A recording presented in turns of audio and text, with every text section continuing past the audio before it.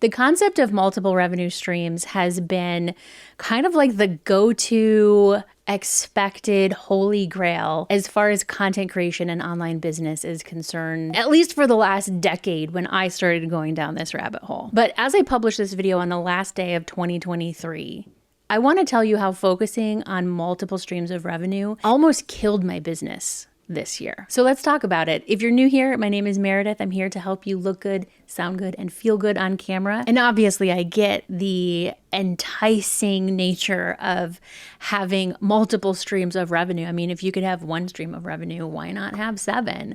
Who wouldn't want that? I mean, we're talking ad revenue, affiliate revenue, working with brands, selling a course or a program, selling digital products, working one-on-one with clients. Because I believed that the more revenue streams you have, the more money you will make.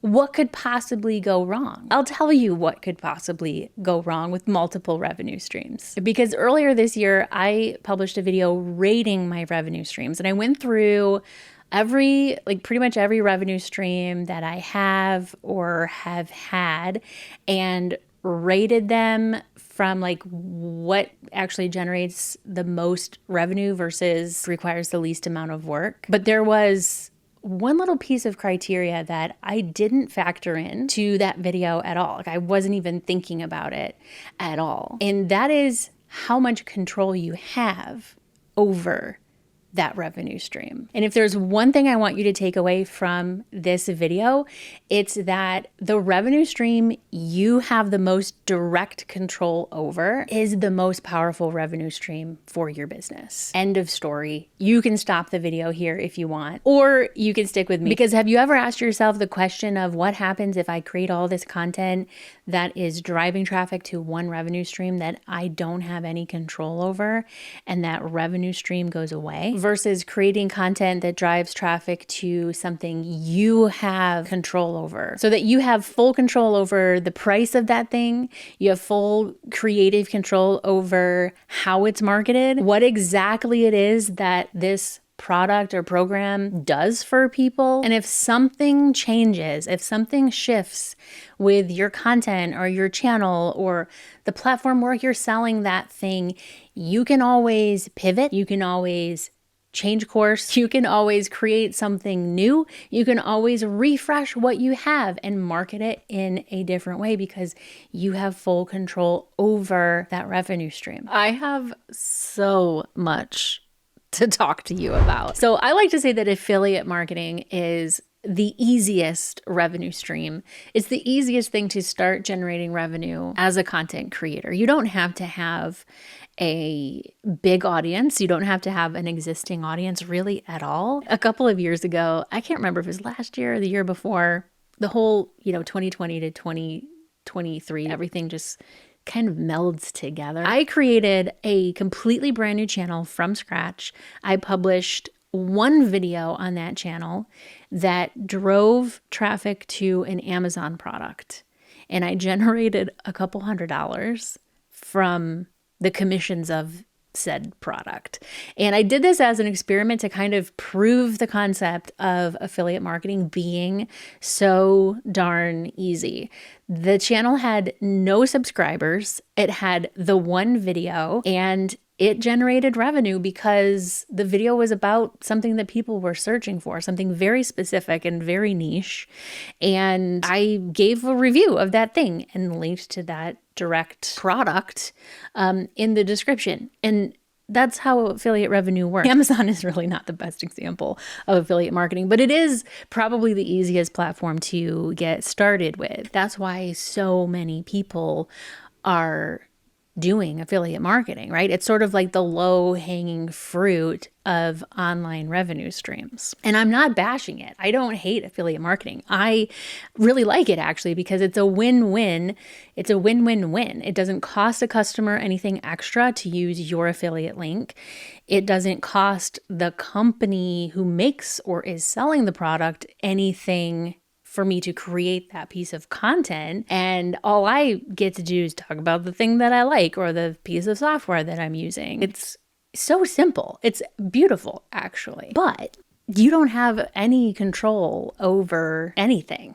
that you're promoting with affiliate marketing. Earlier this year, many people were up in arms over a little company called Canva, which I have no relationship with them at all. So I'll just say they screwed over so many of their affiliates because they essentially canceled their affiliate program. They probably wouldn't say that they canceled it, but what they did was they made it so that you have to have a certain number of subscribers on the platforms. You have to create at least one piece of content every single month in order to stay in their affiliate program. And I think I made like $8 in all of 2022 from my Canva affiliate link because I don't create Canva educational content, but I've been an evangelist for Canva, right? I talk about the fact that I use it. I've created content about the, thumbnail templates and, branding your YouTube channel template. I've been using it. I've been telling my clients to use it. I've been telling members of Thriving Creator Society, this is what I use. And so to have them remove any incentive to talk highly, to speak highly of their brand and of their product just doesn't make sense to me. And again, it doesn't really matter. I mean, like I said, I think I made like $8. So who cares? However, another lesser known brand also canceled their affiliate program this year, which is ScreenFlow, which is screen recording, screen editing software that I've also used for a long time, really since really for like a decade. And I was generating, I think maybe like $250 a month or so from my ScreenFlow affiliate link. It's not like, oh, I have to close down my business now because I'm not making $250. But the point is, all of the content that I created that promotes ScreenFlow still exists. It still promotes ScreenFlow.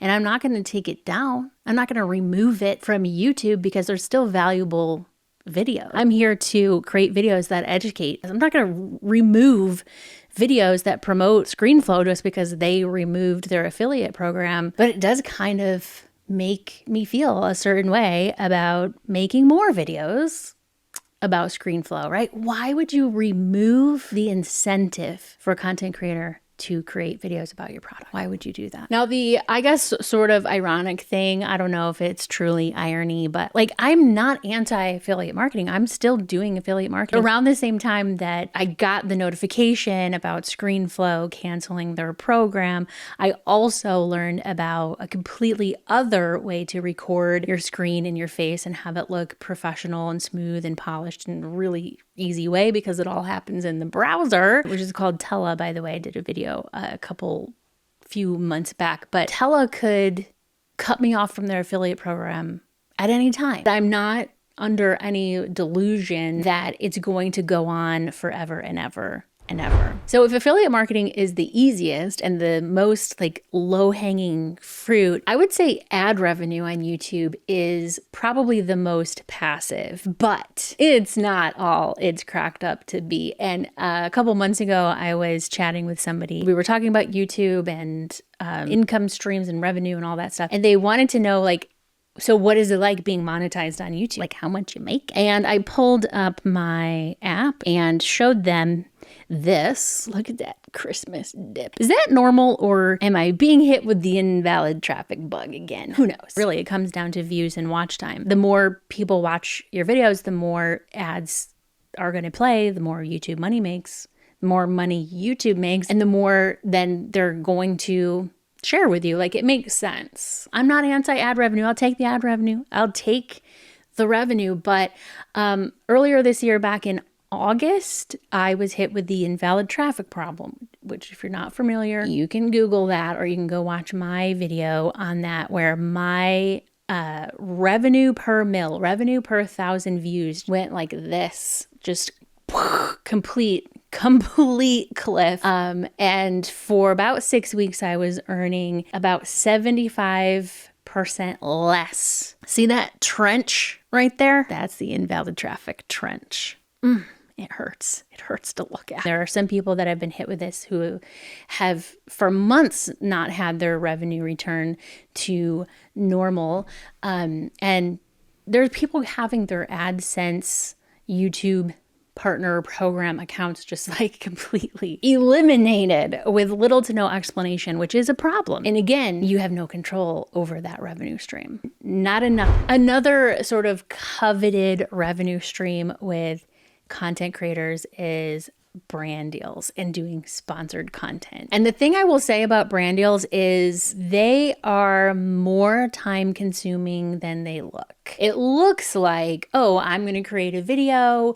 This brand wants to work with me. They're going to pay me a certain amount of money to either feature their software, in my case usually, or feature their product. It's not that much more work, but there's a lot of stuff that happens on the back end through email. They want things to be approved. They want to give it the green light before it gets published a lot of times. And that makes sense. Like, they have to protect their brand. They have to make sure that if they're paying you as part of some campaign, that you're literally saying the right thing, like giving the right information in the video. And honestly, it's a good thing. It's a really good thing, because there have definitely been times where I have messed up my words, sent them a draft, and they come back and they're like, it's not right.